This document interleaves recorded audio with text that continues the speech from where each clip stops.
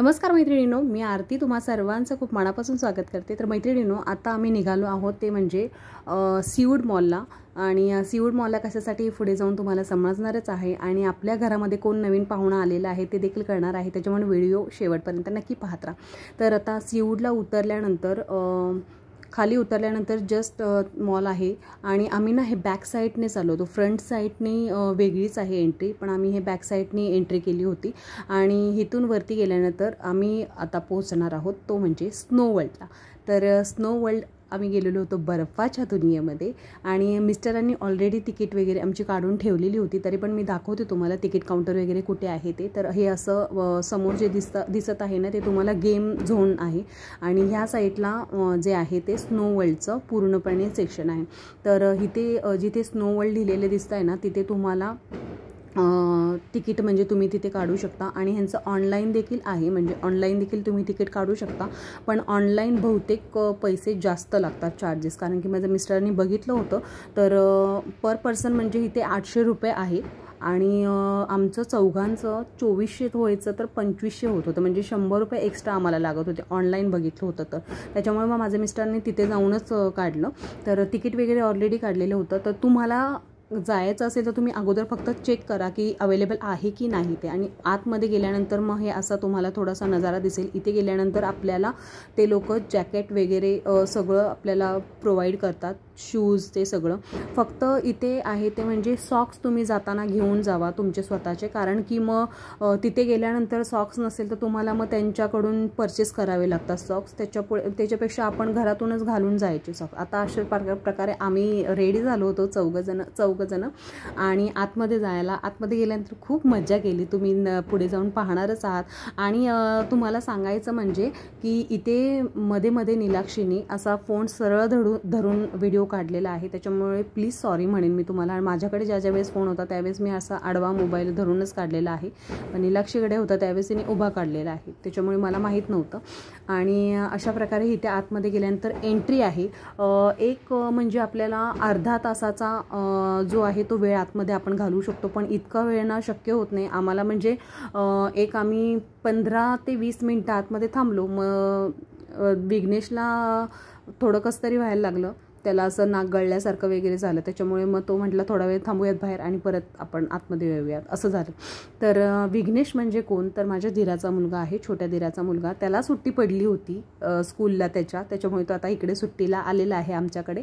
आणि म्हणून म्हटलं की चला, त्याला ॲक्च्युली मागच्या वेळेस आम्ही प्रॉमिस केलं होतं, पण मागच्या वेळेस पॉसिबल झालं नाही आम्हाला, म्हणून मग आता घेऊन आलो होतो। छान आम्ही असं एन्जॉय केलं, मायलेकांनी चौघांनी देखील, मुलांनी देखील एन्जॉय केलं। कसं असतं मैत्रिणींनो, सुट्ट्या पडल्यानंतर घरामध्ये मुलं म्हणजे कंटिन्यू फोन आणि ते घेऊन बसण्यापेक्षा असं कधीतरी त्यांना म्हणजे थोडंसं फिरायला वगैरे घेऊन गेलं तर त्यांचा पण थोडा मूड चेंज होतो आणि ते देखील एन्जॉय करतात आणि त्याच्याबरोबर आपण देखील करतो। तर अशा प्रकारे आम्ही एन्जॉय केलं आणि त्याच्यानंतर पुढे काय काय केलेलं आहे ते तुम्हाला समजेलच।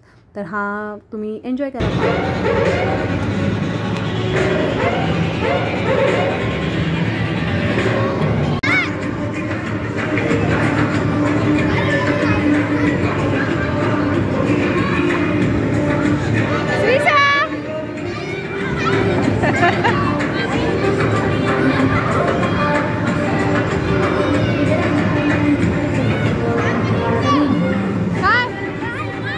असू दे, घातले ना,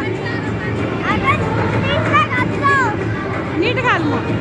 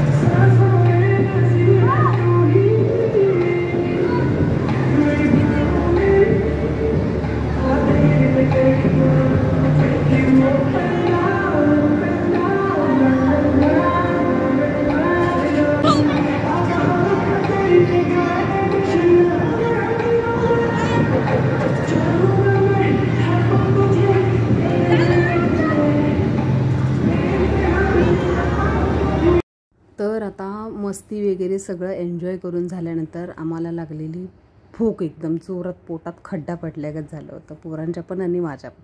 तर इथे असं बाहेर आल्यानंतर भरपूर हा म्हणजे मॉल ना खूप मोठा मॉल आहे. इथे सीऊडमध्ये ना सगळ्यात मोठा मॉल म्हणू शकता हा, खूप मोठा आहे. तर फिरत बसलं असतं ना तर कमीत कमी अर्धा दिवस तर पाहिजे कंप्लीट, म्हणजे व्यवस्थित असं बघायला गेलं तर इथे पाहू शकता आम्ही आता मस्तपैकी ऑर्डर केली होती पिझ्झाची. पिझ्झा पार्टी आम्ही मायलेकांनी केलेली होती आणि श्रीषा बसलेली रुसून. तिला पाहिजे होता ज्यूस, तर मी नको म्हणत होते थंड घ्यायला, त्याच्यामुळे ऑलरेडी थंड ह्याच्यातूनच आलं होतं आणि तिला पाहिजे होता ज्यूस, तर मी नको म्हणत होते म्हणून बसलेली रुसून ती. तर हे असं आम्ही मस्तपैकी by one get one pizza होता, टेस्टी होता, असा छानपैकी एन्जॉय केला. आणि त्याच्यानंतर मग थोडंसं मॅक्समध्ये फेरफटका मारला, कारण की ट्रेनला अजून वेळ होता, त्याच्यामुळे मग थोडंसं मॅक्समध्ये फेरफटका मारला. सुरू केला.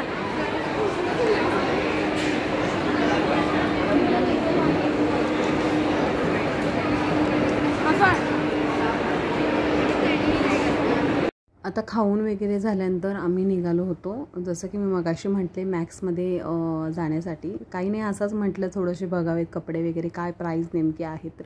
तर पाहू शकता हे अशी शॉप होते आणि म्हणजे भरपूर इथे खाण्याचे पण आहे ना, इतके व्हरायटी म्हणजे इतके दुकानं आहेत, शॉप आहेत तिथं खायचे देखील, आणि त्याचबरोबर बाकीचे पण भरपूर म्हणजे शॉप्स वगैरे आहेत. खूप मोठा मॉल आहे हा. पूर्ण फिरलोच नाही आम्ही. मेन म्हणजे तिथे जिथे आम्हाला जायचं होतं स्नोवर्ल्डमध्ये तिथे गेलो आणि थोडंफार नंतर मग खाण्याच्या ठिकाणी तिकडे फिरलो बस, कारण की आम्ही एकदा ऑलरेडी जाऊन आलेलो होतो, त्यावेळेस आपलं यूट्यूब चॅनल नव्हतं. तर मॅक्समध्ये म्हटलं चला बघूयात तरी. तर टी शर्ट्स वगैरे काही काही होते, आपल्या रेंजमधले देखील होते, म्हणजे 300पासून स्टार्ट होते तिथे. आणि पण वेळ नव्हता कारण की ट्रेनचा टायमिंग पण झालेला होता, त्याच्यामुळे नाही जास्त फिरत बसलो. हा मी जो टी शर्ट बघत होते म्हणजे टॉप होता तो 500-600 रुपयाचा एक टॉप होता. आणि बाकी मी दुसरे पण टी शर्ट पाहिले तर 300 रुपयापासून होते. तर थोडंसं फेरफटका मारला आणि त्याच्यानंतर मग जास्त वेळ थांबलो नाही, कारण की ट्रेनचा टायमिंग झाला होता, त्याच्यामुळे आम्ही घरी गेलो.